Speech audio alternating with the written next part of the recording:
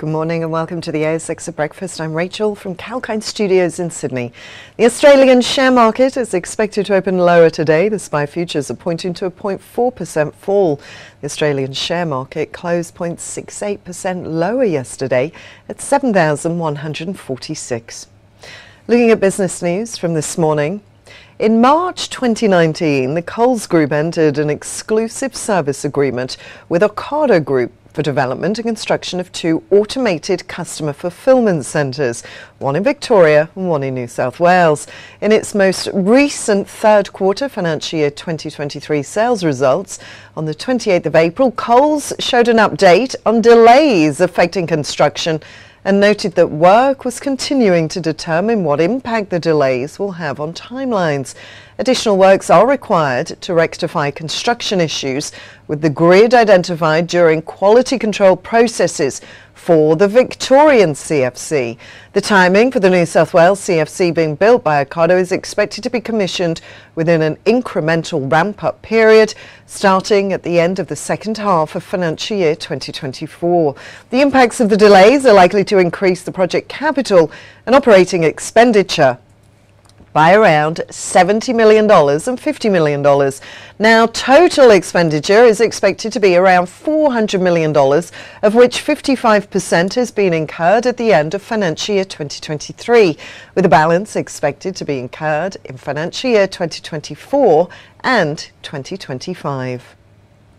Latitude reports that despite a strong start to the year, with January and February new origination volume up 12.5% year on year, first half 2023 volume was $3.6 billion, and that's down 3% year on year. And that was due to business disruption related to the cyber incident, and 15% on the second half of 2022, including seasonality.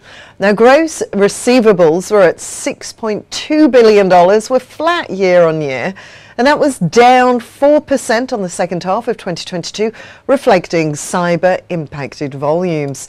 Statutory loss after tax over $98.2 million from continuing operations, including $76 million of pre-tax costs and provisions relating to the March cyber incident. Now, in line with guidance, the board has not declared a dividend for the 6 months to the 30th of June 2023.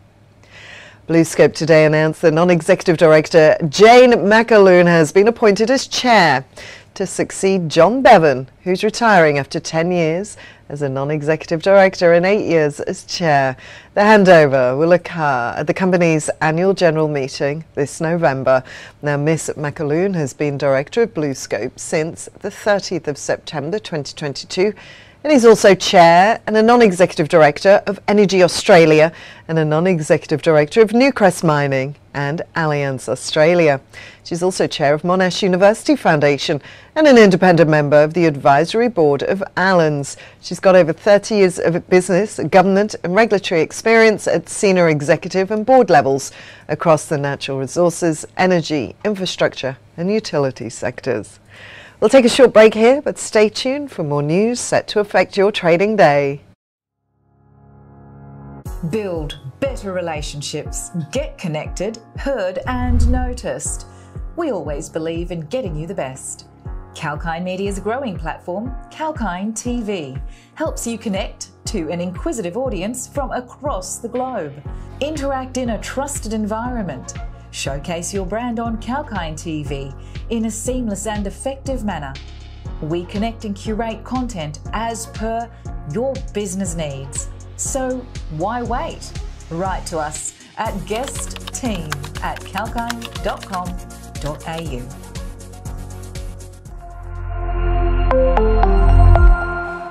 Welcome back to the ASX at Breakfast. I'm Rachel. Now, the Dow Jones Industrial Average dropped 0.84%. The S&P 500 fell 0.77%. The Nasdaq declined 1.17%.